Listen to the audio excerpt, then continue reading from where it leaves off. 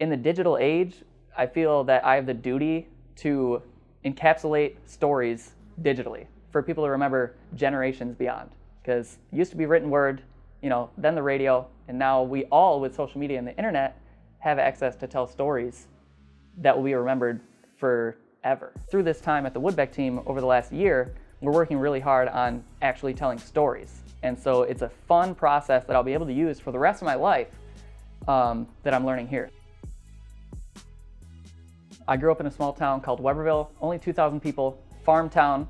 We had Bring Your Tractor to School Day. Most schools don't, but we did. I worked construction doing underground cable for 3 years. I ended up going to a Bitcoin meetup because I was just interested in Bitcoin, wanted to learn more.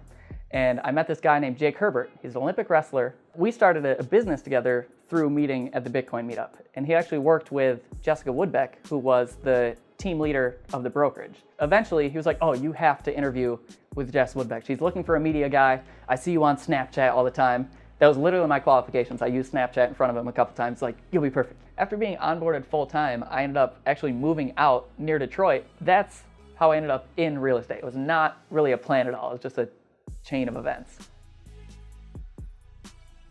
I really enjoy the bond that everyone has on the team. Like, we're all basically a crazy family. Like, it really is an amazing experience being around people who are willing to hold you accountable, willing to push you beyond what you think you're able to, and just want the best for you, really. I mean, and the whole team wants that. So that's the best part, is it really feels like a family, and it feels like everyone is on your side. One thing that people should know about the Woodbeck team is just how much training goes into being a good realtor. So I actually train 13 times more than the average realtor. And not all realtors are created equal.